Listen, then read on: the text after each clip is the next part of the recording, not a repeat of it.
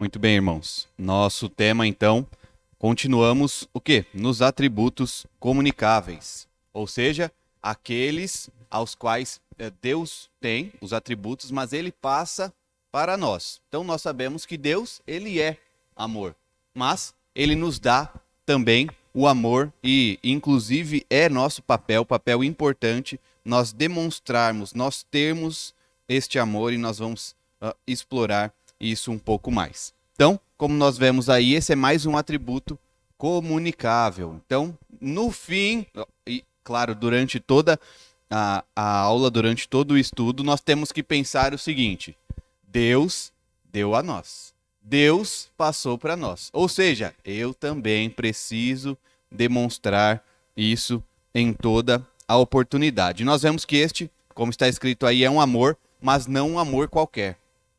Queria até perguntar aos irmãos se vocês já ouviram a seguinte frase: Eu te amo. É bom, né? É bom ouvir. Ainda mais, de repente, quando tá aquele começo de relacionamento, às vezes fica até aquela coisinha, quem é que vai dizer primeiro? Não tem isso? Então, diz eu te amo. Ou talvez o filho ou a filha começa a falar e fala eu te amo. São coisas boas de se ouvir, né? Mas hoje a gente vai falar sobre um amor, não que estes não sejam bons, mas é um amor que ele não muda nunca. É um amor que ele continua, que ele é resistente, completamente resistente. Então, não é apenas um amor romântico, um amor passageiro, é um amor eterno, o amor de Deus. E esse amor ele pode ser compreendido no sentido de que nós sabemos que nós somos alvo do amor de Deus. Nós vamos ver algumas características sobre ele, mas é impossível de nós compreendermos completamente. Então, nós conhecemos, mas não podemos compreender de forma completa. Então alguém vai dizer assim, olha, por que que Deus ele demonstra o amor de tal forma? Talvez a gente não consiga responder o porquê. Até porque se nós conseguíssemos, Deus já não seria Deus, e sim nós, não é mesmo? Mas a gente vê que é um grande presente que nós sejamos alvo desse amor. Então a gente sabe que o amor ele tem liberdade. E aí é muito comum que nós escolhamos, vez ou outra, a quem nós amamos. E podemos ter a certeza de que Deus também ele escolhe nos amar. E nós vamos ver então que, finalmente, Deus ele é amor. Vamos abrir comigo, irmãos, lá em 1 João 4,8. Esse é o nosso primeiro texto de hoje e é também o nosso texto que nós vamos falar quando reunirmos todas as turmas de volta, tá? Então já marquem aí, 1 João 4,8.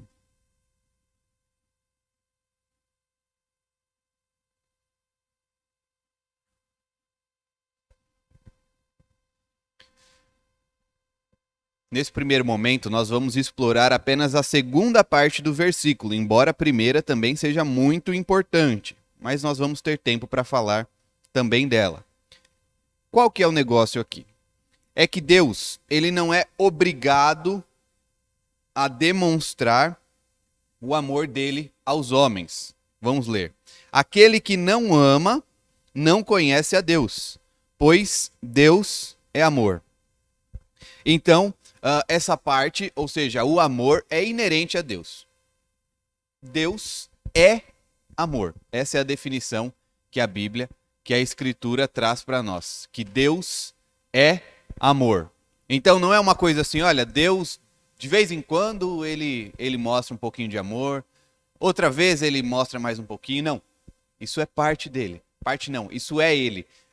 Deus é amor. Claro, nós não podemos pensar que Deus é amor e apenas isso. Nós sabemos que ele é justiça, que ele é misericórdia e tantas outras coisas, e todas essas coisas num ser só. Mas é importante nós lembrarmos, Deus é amor, embora ele não seja obrigado a demonstrar ao homem esse amor, mesmo sendo amor, ele escolhe mostrar.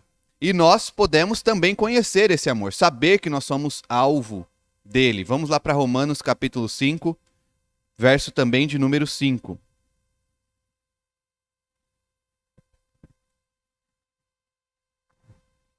Romanos 5, 5. Ora, a esperança não confunde, porque o amor de Deus é derramado em nosso coração pelo Espírito Santo que nos foi outorgado. Quero explorar um pouco com os irmãos essa palavra de ser derramado. Por quê? Porque isso nos leva ao que aconteceu lá também em Atos 2, até mesmo pela referência ao Espírito que ele faz quanto ao amor, que é o Espírito Santo sendo derramado sobre os crentes, sobre os cristãos. E essa questão de derramar este amor aponta também para abundância. Quando nós, inclusive, olhamos para o verbo na língua original, ele dá uma ideia de que aquilo foi cheio e continua cheio. Então Deus derramou, encheu e aquilo continua cheio daquela mesma forma. Há uma abundância. É como nós derramarmos muita água dentro de um copo. E ele está em abundância e se mantém assim. Assim também é o amor de Deus que derrama esse amor em nosso coração pelo quê? Pelo Espírito Santo, certo? Vamos ler também 1 João 4. Vamos voltar lá para 1 João. Os irmãos não estranhem, tanto é que João ele é conhecido, normalmente chamado como apóstolo do quê? Do amor, né? E não é à toa. Por quê? Porque ele fala bastante sobre esse tema, então nós estaremos, vez ou outra, voltando aí às cartas dele. A gente vê que o amor ele é intimamente ligado a Deus. 1 João 4, verso 16. E nós conhecemos e cremos no amor que Deus tem por nós. Deus é amor. E aquele que permanece no amor, permanece em Deus. E Deus nele. Então nós vemos uma ligação muito íntima, muito próxima entre o permanecer em Deus, o ter fé que nós vimos anteriormente e o amor também. Então se no versículo anterior que nós lemos de 1 João, disse que Deus é amor e aquele que não conhece a Deus, ele não tem amor, nós vemos que uma coisa está completamente relacionada à outra. E aqui ainda fica claro que o apóstolo João, ele não tem como ter amor sem Deus. A questão é essa. Nós podemos amar sem conhecer a Deus? A conclusão que a gente chega é que não. Exatamente como estou dizendo por causa do verso de número 8. Aquele que não ama, não conhece a Deus. Uma coisa está ligada à outra. Agora, para pensar um pouquinho nas implicações disso. Isso quer dizer que aquela pessoa que eu gosto, que eu estou me relacionando, que eu conheço, ela não sabe de fato o que é o amor se ela não conhece a Deus. E é isso mesmo. Ela não sabe o que é de fato o amor. Que coisa complicada, né? Imagine só que nós agora já conhecemos o amor e já sabemos que nós somos alvo do amor de Deus. Isso é um presente muito grande, maravilhoso. E aqueles que ainda não sabem disso? Complicado, né? Talvez até pensem que sabem, mas na verdade não. Portanto, o conhecimento de Deus ele deve nos levar ao amor. E é claro que no nosso tempo, já há muito tempo na verdade, o amor ele tem sido pregado ou mostrado como um sentimento. E aí a gente acaba voltando à paixão, ao romanticismo, e não é apenas isso. É uma ação. Você já viu aquela... Voltando no exemplo que eu dei aos irmãos. É muito bom ouvir alguém falando eu te amo. Ainda mais quando você sabe que isso é sincero. Mas e quando você ouve um eu te amo e talvez você só consiga pensar, olha, mas precisa demonstrar isso, né? Já disse, mas não demonstra. As atitudes não mostram isso. Então nós sabemos também que o amor, ele se mostra por meio da ação. O amor, ele tem que levar a atitude. E aí a gente pode voltar à comparação do que nós vimos anteriormente. Da fé sem obras também. Ora, se nós acreditamos, mas não demonstramos o amor, de que vale isso? Lá em 1 Coríntios 13, Paulo vai dar alguns exemplos sobre dons. Então, falar em línguas, fazer aquilo outro, e a conclusão que ele chega é que sem o amor, isso não vale de nada. Se não tiver o amor, isso não vale de nada. Então, quero falar um pouco com os irmãos agora sobre os alvos do amor de Deus. Os estudiosos vão apontar para 2 pontos principais. Então a questão que fica é a seguinte aí. Deus, ele ama somente os pecadores? O que os irmãos acham? Deus ama somente os pecadores? Não? Sim? Não? Talvez vocês me perguntem, qual outra opção? Somos todos pecadores. Mas ele ama também alguns que não são pecadores. Quem? E aí a gente vai separar em 2. O amor interno e o amor externo. Por quê? Porque nós sabemos que na Trindade nós temos 3 pessoas. E elas têm um relacionamento entre elas, o Pai, o Filho e o Espírito Santo. Então o Pai demonstra amor pelo Filho. Eu separei aí alguns textos, nós não vamos ler eles. Então o Pai, ele demonstra amor pelo Filho. O Filho demonstra amor pelo Pai. E aí eu quero ler somente quanto ao Espírito Santo, Romanos 15, 30.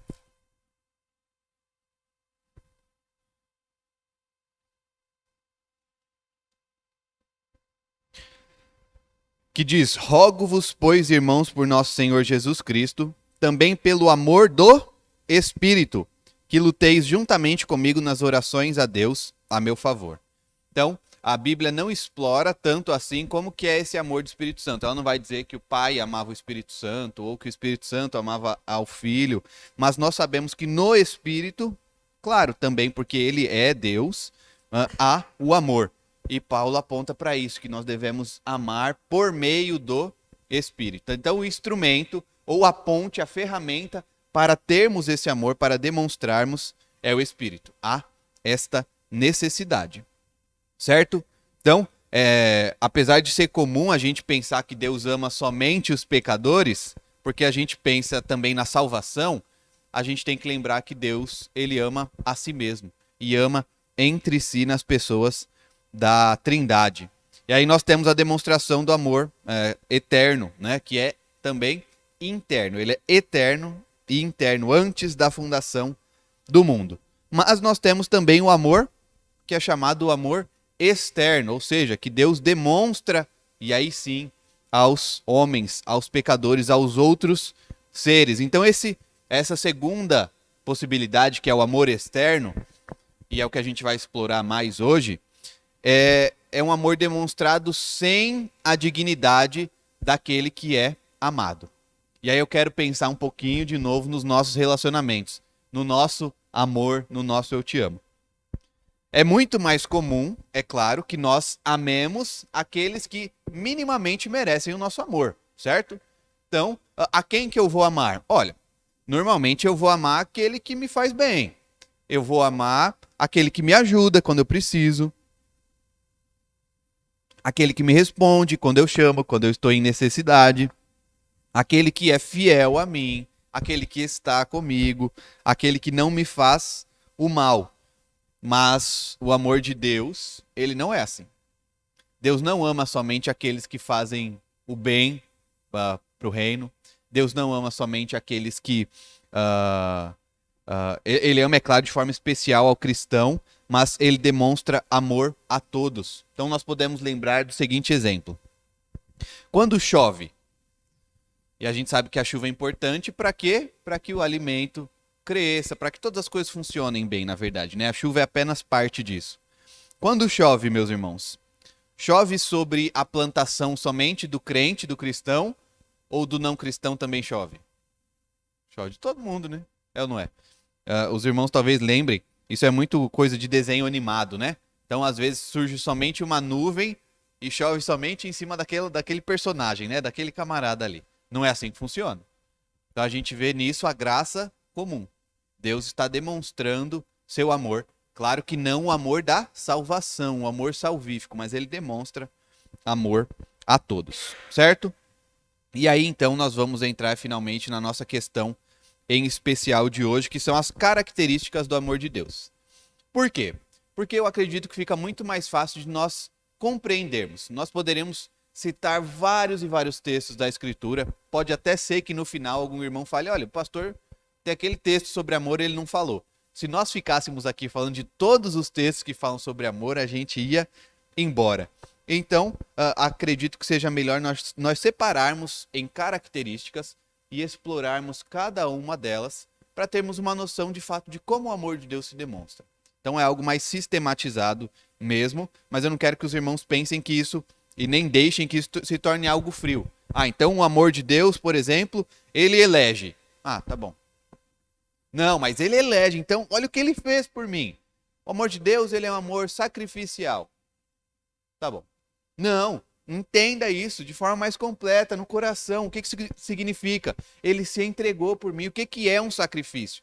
Eu merecia? Então, nós vamos ver essas características e eu quero que os irmãos levem isso em consideração de forma mais completa, não apenas uma informação na mente. Vamos ver. O amor de eleição, de redenção, sacrificial, eterno, imenso, soberano e triunfante, aquele que triunfa, que vence.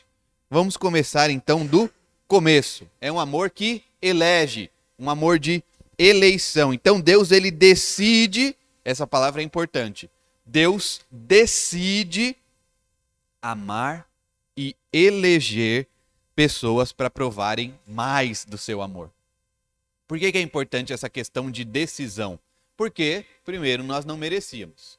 Segundo, Deus não precisava. E então é ele quem vai, age e escolhe. Olha, eu vou eleger, eu vou escolher esse daqui. Então, fica claro que é uma eleição e não uma obrigação de Deus demonstrar esse amor por nós. A segunda informação é que ninguém, e está aí em caixa alta, em letras maiúsculas, para a gente entender que ninguém merece esse amor. Claro que vez ou outra a gente acaba pensando, olha, mas fulano, ele é tão bonzinho. Gostei do exemplo do Fábio, a gente tinha falado um pouquinho disso também, de José. Às vezes a gente olha para a história de José e fala, José é tão bonzinho, ele não vacilou quando ele podia vacilar. A gente não tem muitos exemplos de coisas feias, ruins que ele fez, mas ele também não foge dessa questão. Ninguém merece ser alvo desse amor, certo? Às vezes, na nossa lida diária, a gente conhece uma pessoa boa também. Fala, puxa, mas esse daqui talvez ele merecesse ser alvo do amor de Deus, né? Não. A Bíblia nos deixa bem claro que todos pecaram, estão destituídos, que carecem da glória de Deus. Sabemos, o pecado separa, ele traz essa separação entre o homem e Deus. E é aí então que Deus vai demonstrar mais ainda esse amor e eleger a alguns. Então a fonte desse amor é a eleição. Vamos lá comigo para Efésios. Efésios capítulo 1, verso de número 5. Aqui nós temos um texto grande, que é contínuo, mas nós vamos ficar apenas no verso de número 5, que diz assim: nos predestinou para ele, para a adoção de filhos, por meio de Jesus Cristo, segundo o beneplácito de sua vontade. Nos escolheu, poderíamos colocar aí, nos elegeu. Para quê? Para que nós fôssemos feitos filhos de Deus. Então, ele é quem escolhe, ele é quem vai, age e nos elege. Certo? Tudo bem aqui, irmãos? Se houver dúvida, pode já falar agora, tá? Que não havendo, a gente já continua na próxima característica. Então, a eleição e agora a redenção. Pelo seu amor, e aí esse é o meio, o instrumento, a ferramenta, Deus nos dá essa redenção. Esse texto que nós vimos aqui em 1 João, agora o capítulo 4 também, mas o verso de número 10. 1 João 4, 10.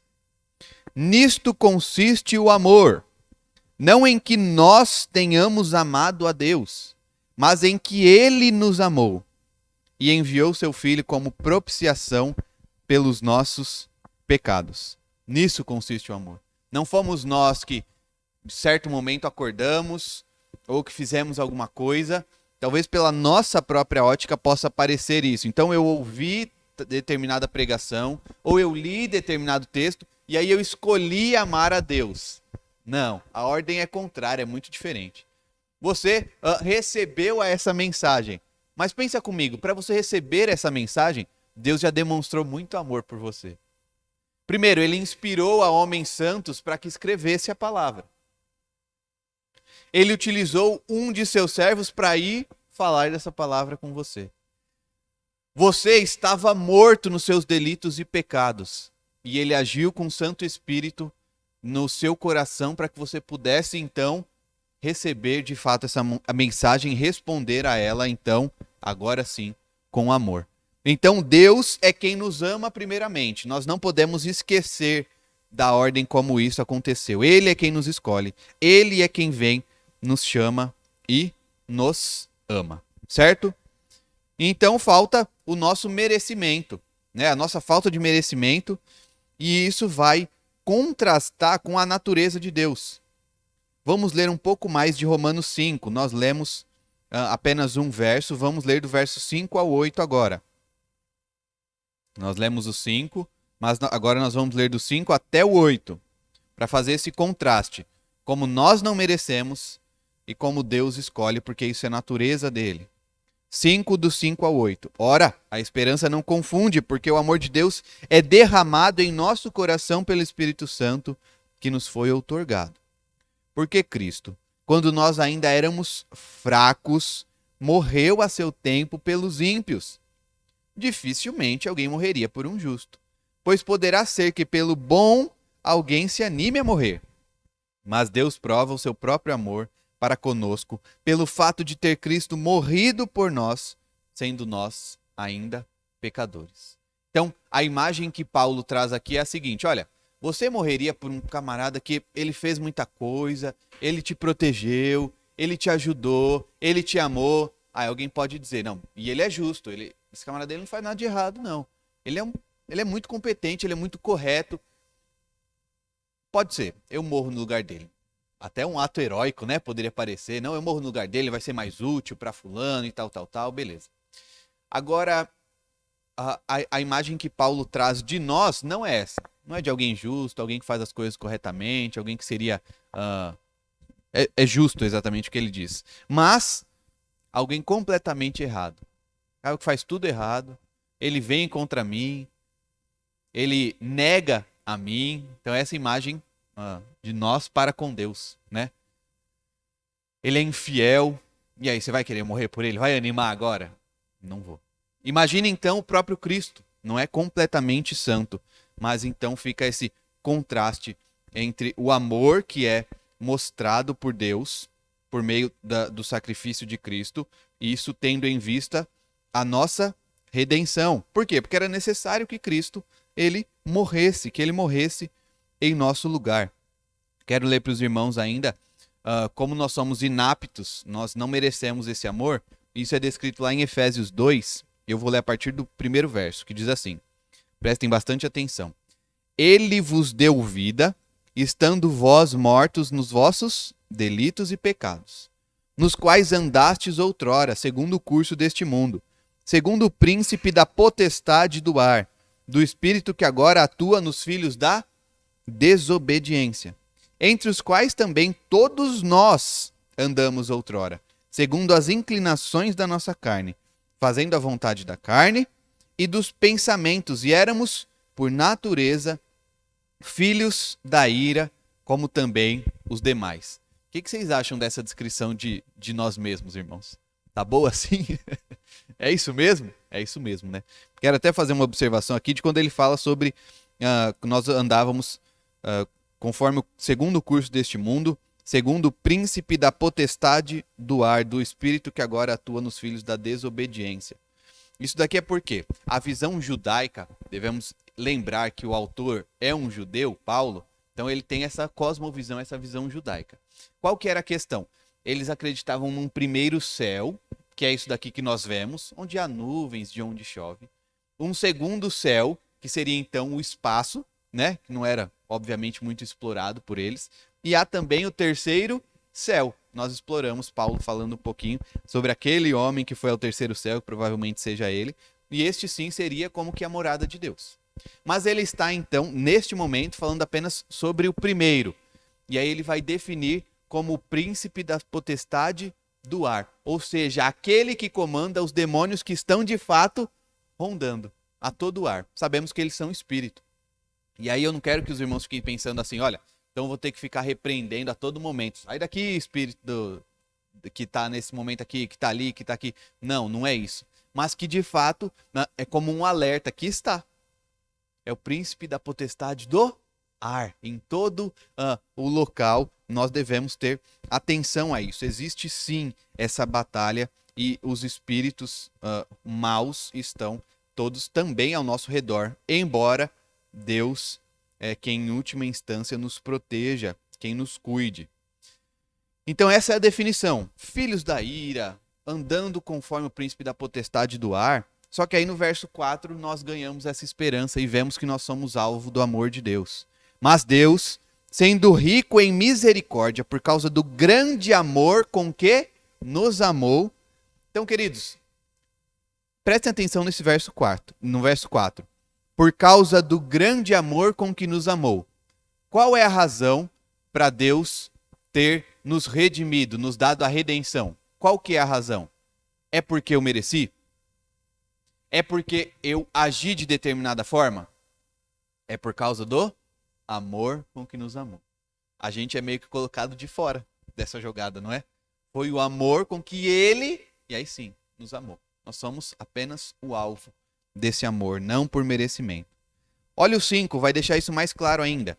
E estando nós mortos em nossos delitos, nos deu vida juntamente com Cristo.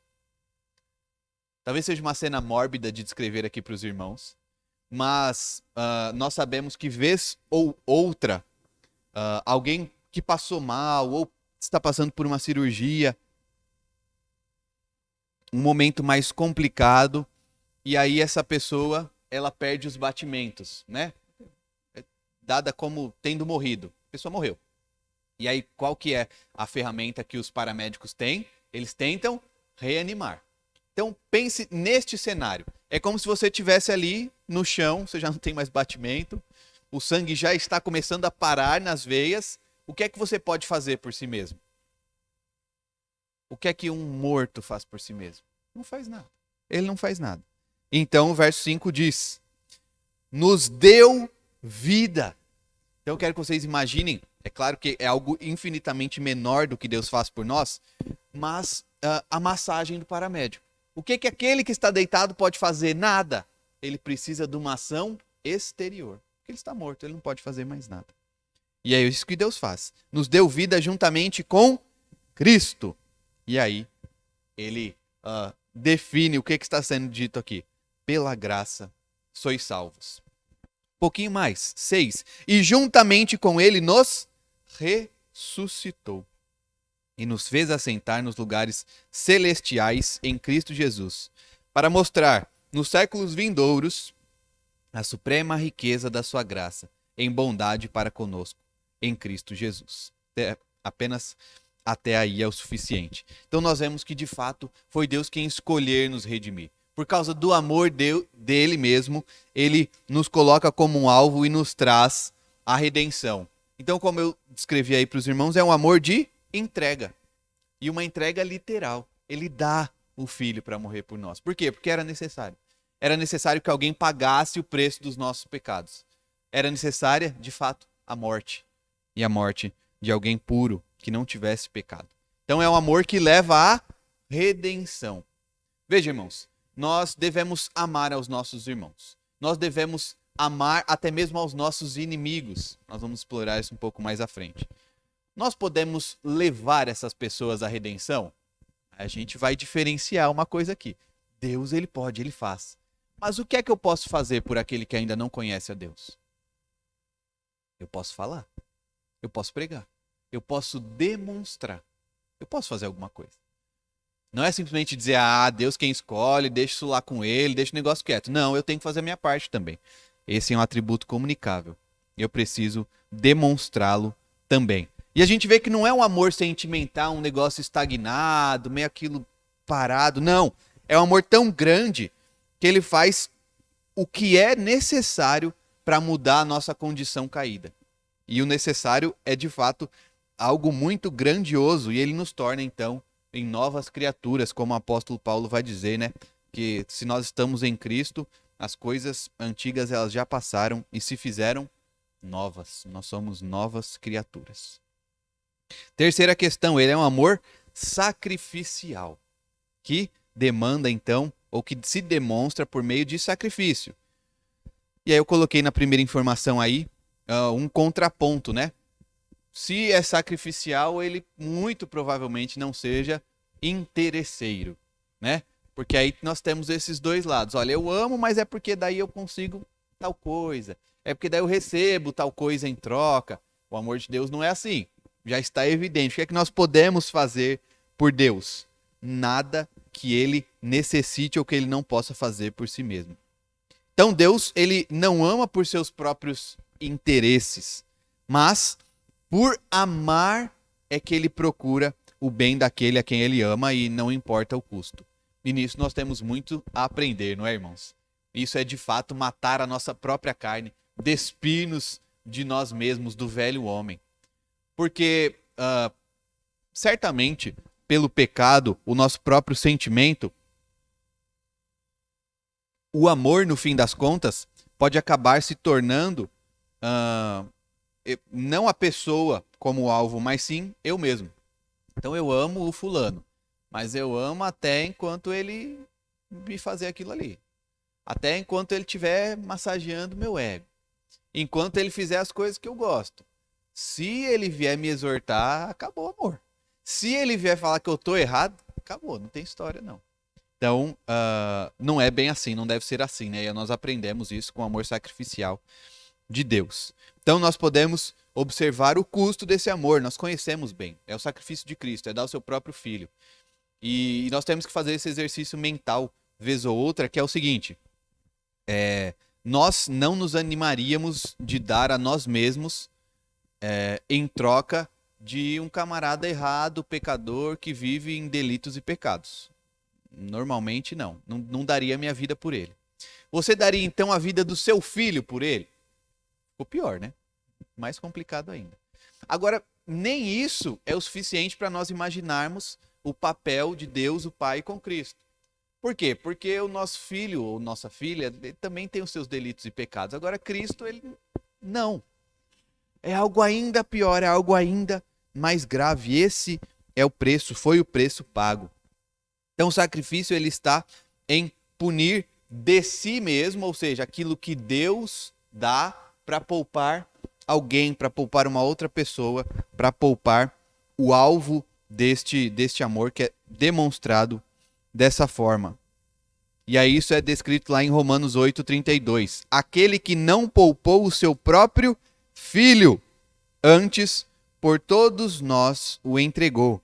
Porventura, não nos dará graciosamente com ele todas as coisas? Cuidado com esse versículo. Alguém vai pensar, ele vai nos dar todas as coisas. Tô feito. Agora, o que a gente costuma pensar? Vou viver um luxo completo. Não, ele não promete isso. Ele promete coisas muito, muito mais importantes do que qualquer luxo. É a salvação. É uma vida eterna, uma vida em abundância. E ainda nós podemos, então, dizer lá como Paulo, vamos ver o que ele diz em Gálatas, capítulo 2, verso de número 20. Olha só, irmãos, isso exige de nós certo sacrifício também. Não estou comparando com o sacrifício de Cristo por nós, tá? Mas isso exige de nós certo sacrifício no sentido de que eu já não vivo mais para mim mesmo, mas sim para Deus, certo? Isso é certo sacrifício. Não é? Eu deixo, então, esse velho homem e agora eu vou viver para Deus. E Paulo diz, então, lá assim, logo, já não sou eu quem vive, mas Cristo vive em mim. E esse viver que agora tenho na carne, vivo pela fé no Filho de Deus, que me amou e a si mesmo se entregou por mim. Me amou e a si mesmo se entregou por mim.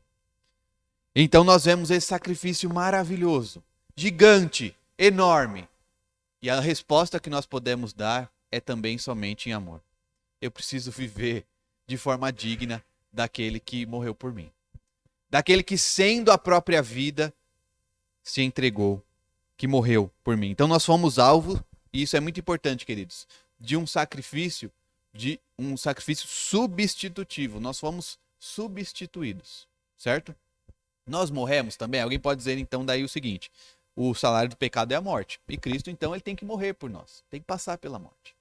Então nós não precisamos mais morrer, né, pastor? Não vai precisar mais. Ufa, ainda bem, né? Coisa que a gente não consegue se acostumar e não deve mesmo.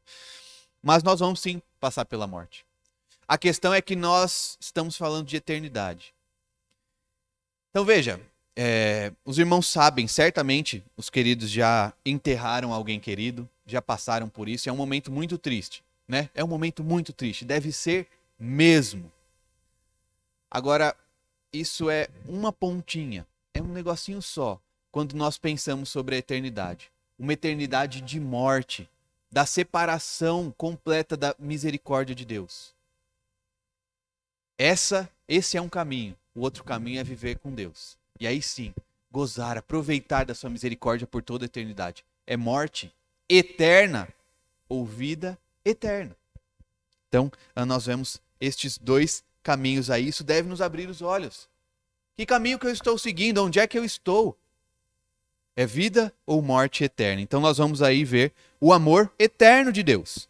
Por quê? Porque Deus ele é eterno. Então, todos os seus atributos, todas as suas características também são. Deus ele começou a ser amor? Não. Ele sempre foi. Ele vai ser amor até certo ponto? Não, ele continua sendo. Isso é eterno, é para desde sempre e para sempre. Então, é claro, sendo uma característica, um atributo de Deus, o amor dele também vai ser eterno. Vejam aí comigo em Jeremias 31, verso 3.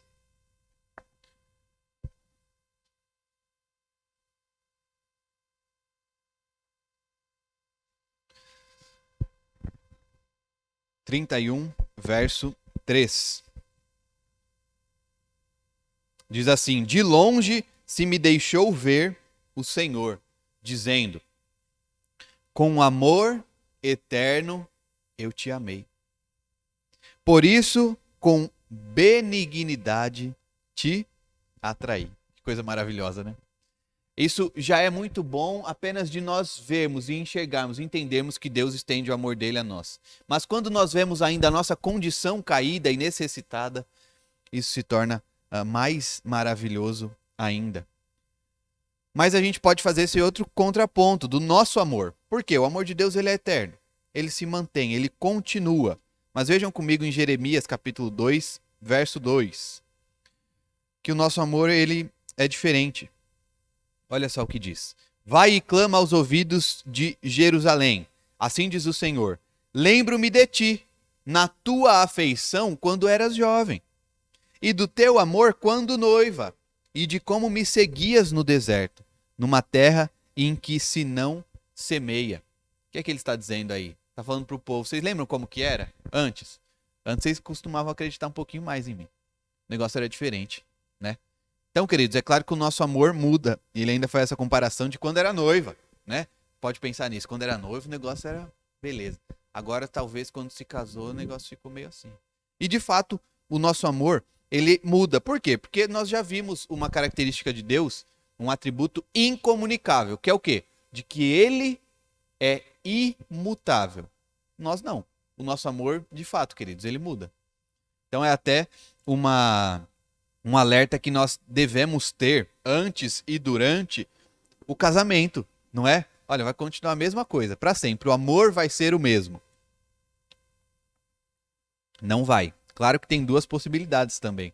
Ou dele esfriar, ele morrer, ou dele se fortalecer. E isso é também papel nosso. Nós devemos lutar por isso.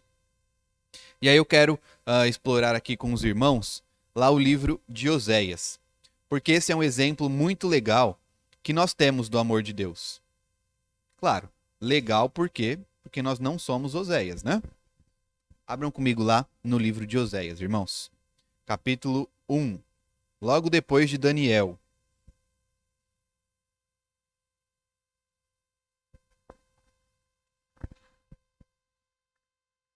Certamente, ao lermos a história de Oséias, a gente diria, olha, assim não dá, não pode ser. Olha o que Oséias está... Se eu fosse Oséias, eu já tinha saído fora dessa já faz tempo, já tinha rapado fora. Mas o que é que Deus está nos mostrando? Vamos ver Oséias, a partir do capítulo 1º. A gente vai ler alguns textos, tá? Marquem aí o capítulo 1º de Oséias, a gente vai lendo alguns textos. Mas o que é que está sendo demonstrado aqui na história de Oséias? Oséias seria então o próprio Deus e nós seríamos a sua esposa, aquela que é prometida a Oséias, que se casa com ele. Vocês vão entender melhor isso. Oséias capítulo 1, verso 2. Quando pela primeira vez falou o Senhor por intermédio de Oséias, então o Senhor lhe disse: vai, toma uma mulher de prostituições e terá filhos de prostituição, porque a terra se prostituiu, desviando-se do Senhor.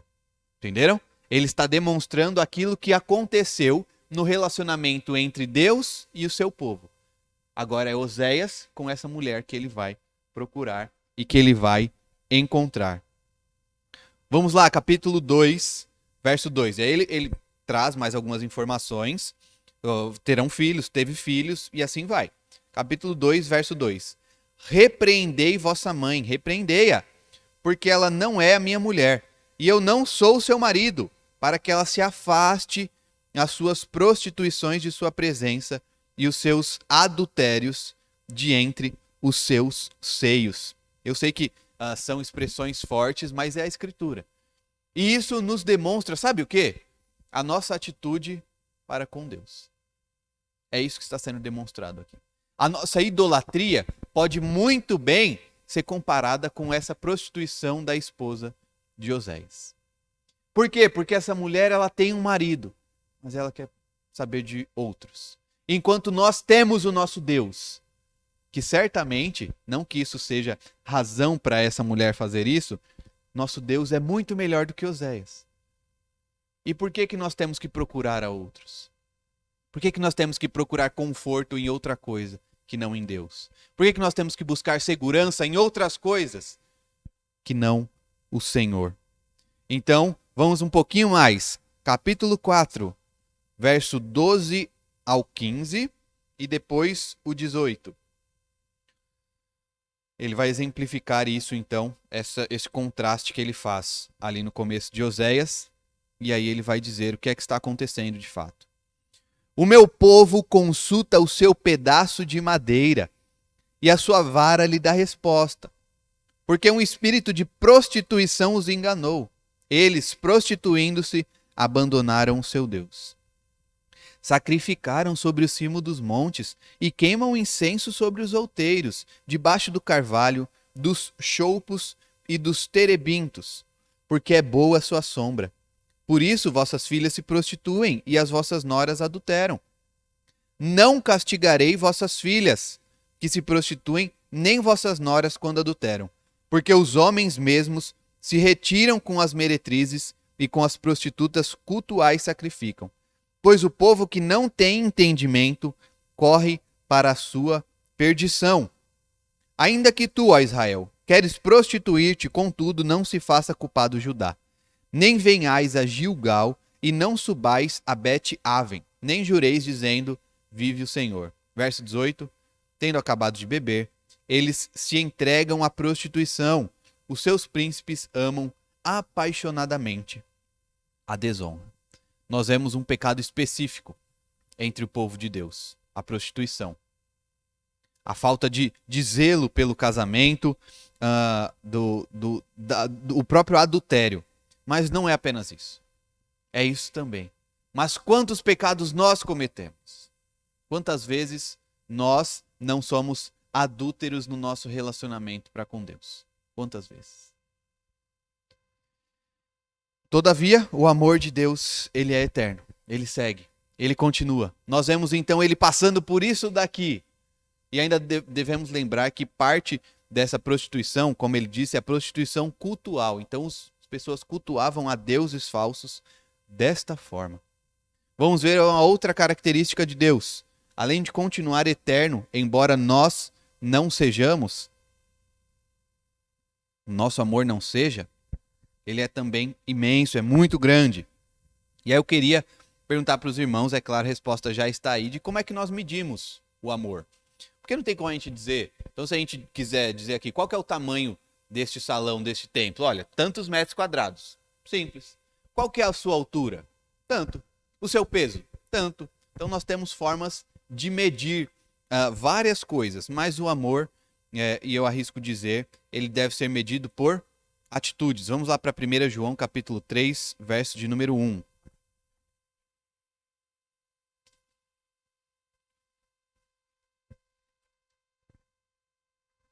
Vede que grande amor nos tem concedido o Pai.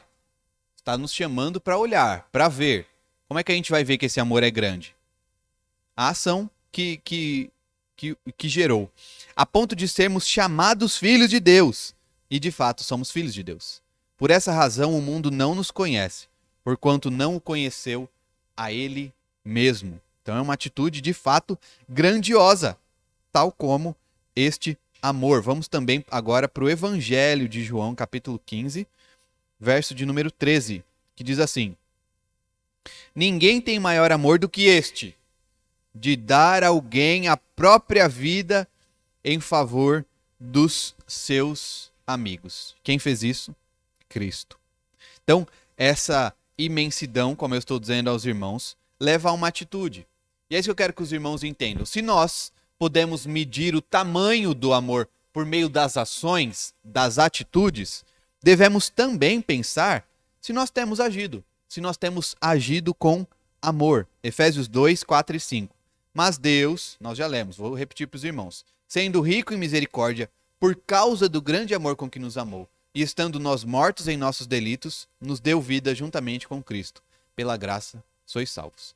Então nós vemos que o amor de Deus, ele é grande porque ele age. Ele demonstra o seu tamanho, a sua imensidão, por meio das suas atitudes. E aí eu quero perguntar sinceramente aos irmãos, qual é uma outra forma de nós demonstrarmos amor uns com os outros? Como nós podemos fazer isso? Alguém arrisca?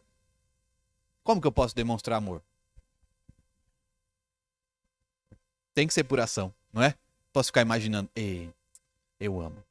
Fulano, eu amo. E pode ser que ame mesmo. Mas como a pessoa consegue entender isso? Eu preciso demonstrar. Eu preciso fazer. Eu preciso agir. Não basta ficar dizendo, não, aquele fulano ali, gente boa, eu amo. Eu amo mesmo. Tá, mas mostra, demonstra. Friamente ficar falando não vai ajudar muito, né? Deus faz isso. Ele não simplesmente diz que nos ama. Ele nos dá vida e vida eterna. E aí então, Paulo ele expressa essa imensidão, esse tamanho enorme de forma geométrica. Como assim forma geométrica? É como até parecido com como nós mediríamos esse salão, por exemplo. Vamos lá para Efésios 3, 17 e 19. Ele diz assim: E assim habite Cristo no vosso coração pela fé, estando vós arraigados e alicerçados em amor. Para quê? A fim de poderdes compreender com todos os santos qual é a largura e o comprimento e a altura e a profundidade, e conhecer o amor de Cristo que excede todo o entendimento, para que sejais tomados de toda a plenitude de Deus. Então tá vendo aqui, não tem como a gente compreender completamente esse amor. Paulo já dá o alerta aí, não tem como. Mas, olha só o que ele diz aí, junto com os santos, a gente possa conhecer o amor de Deus. Qual é a largura? Qual é o comprimento?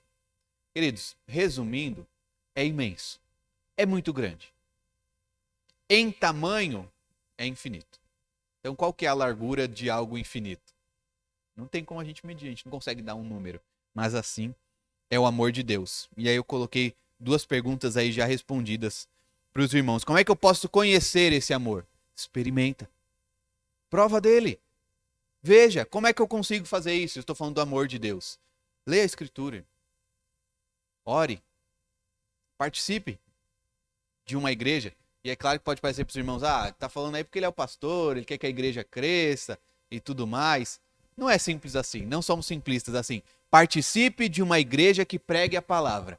Não precisa ser aqui. Se for, ótimo, legal, melhor ainda. Mas não precisa ser. Uma igreja verdadeira, que prega a palavra de Deus, viva em comunhão com os irmãos. Por quê? Porque ele faz esse alerta aqui. Cadê o verso de número?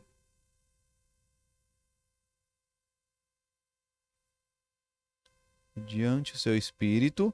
Vamos entender. Assim habite em Cristo no vosso coração pela fé, estando vós arraigados e alicerçados em amor, a fim de poderes compreender com todos os santos. Então não é uma compreensão que nós fazemos sozinhos. Por que será que a gente precisa compreender com todos os santos? Porque nessa lida de comunhão, nós demonstramos também amor uns pelos outros. Não um amor que simplesmente nasce em nós, igual é romantizado, aquela flor que nasce no lixão, não é? Não. É o amor que Deus colocou em nós. Primeiro ele, depois nós podemos demonstrar um pouquinho que seja. Agora, o compreender vai ser impossível. Eu tenho que conhecer, eu tenho que saber, ele existe, ele se mostra dessa forma e eu demonstro. Agora, compreensão completa, impossível. Por quê? Porque excede todo o nosso entendimento. Esse amor, ele não pode ser completamente compreendido, certo? Mais uma característica, a penúltima. Esse amor, ele é soberano. Então, Deus, nós sabemos, é soberano. E o que isso significa? Ele não depende dos outros para tomar determinada ação, tomar determinada atitude. Nós vimos o exemplo já disso. Então, por exemplo, o prefeito precisa fazer tal coisa, ele precisa da ajuda do fulano, ele precisa dos funcionários. O prefeito decide lá que agora vão tapar os buracos das ruas mais rápido.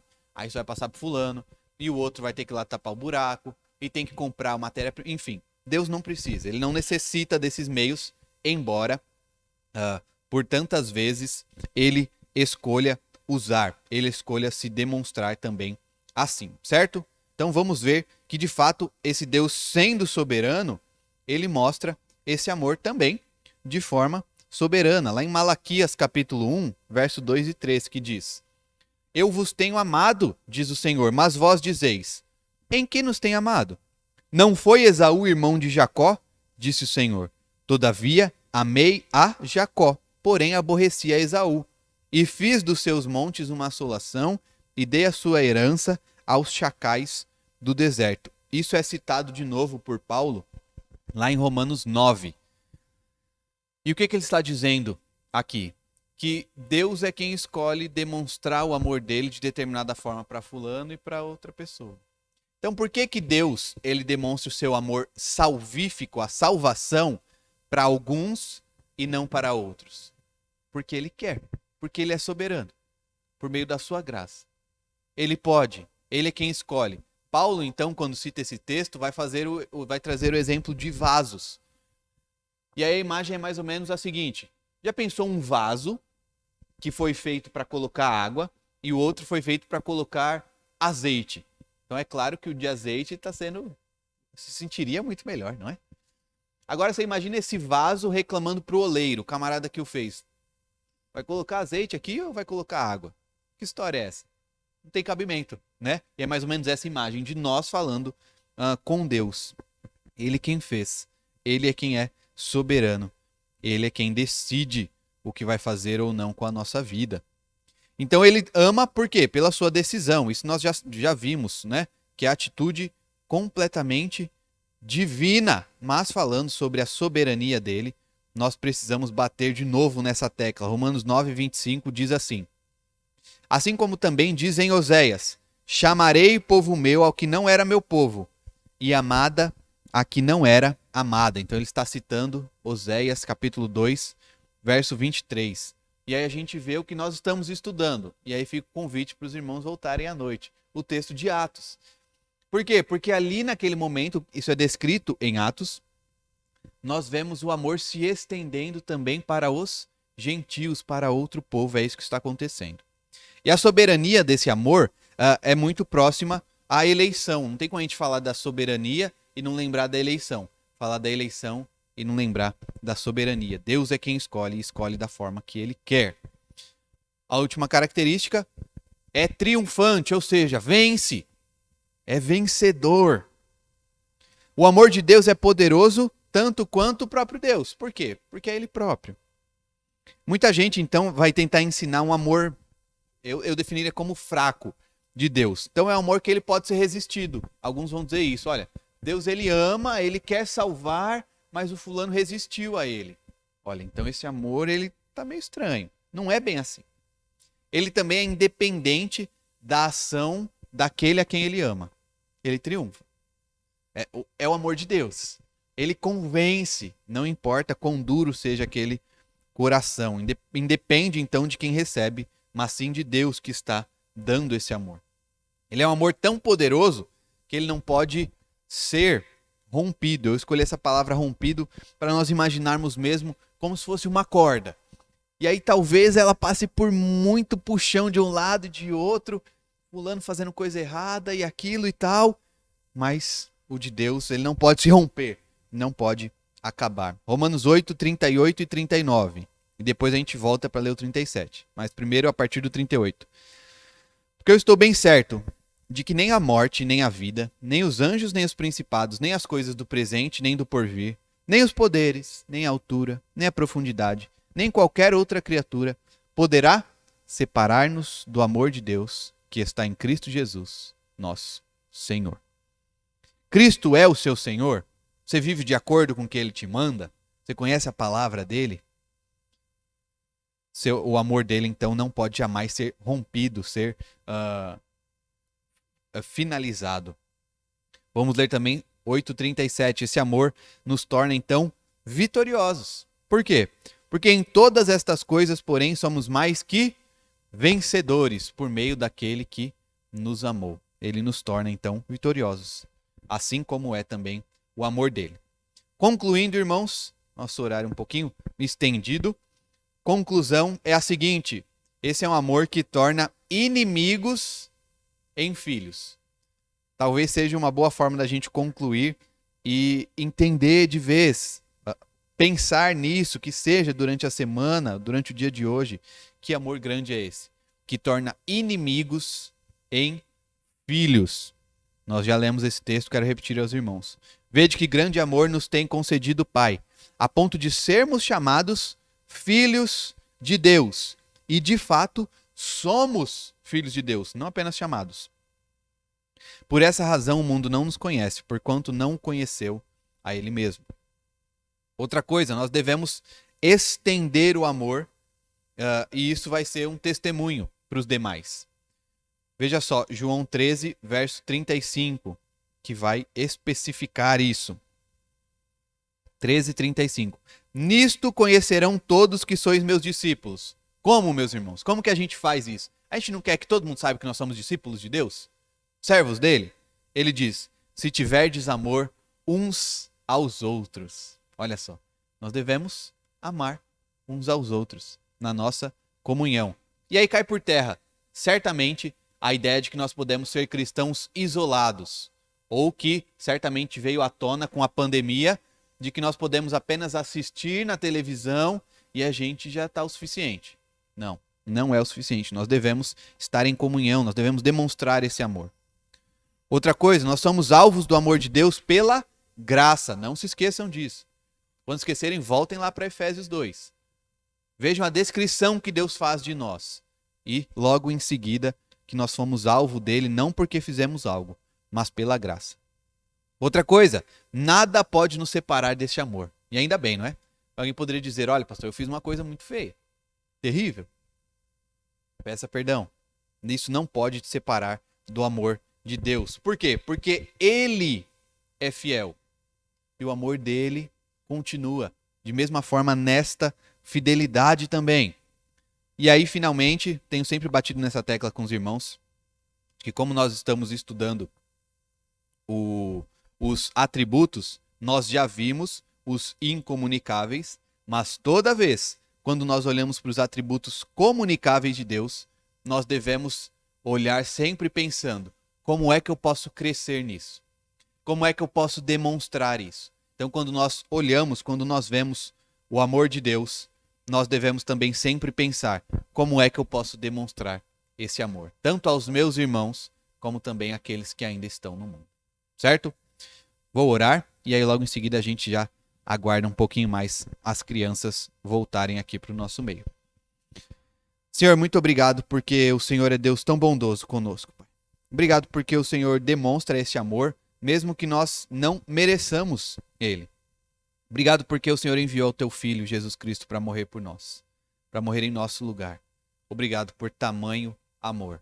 E nós clamamos a Ti, ó Deus, que este amor que o Senhor coloca em nós por meio do Espírito, nós possamos demonstrar também entre nós, irmãos, na nossa comunhão, os que ainda estão no mundo por meio da pregação e do exemplo, e ao Senhor também, ó Pai, buscando a santidade e cumprir tudo aquilo que a que o Senhor nos chamou e o que o Senhor nos determinou. É o que nós pedimos no nome de Jesus. Amém.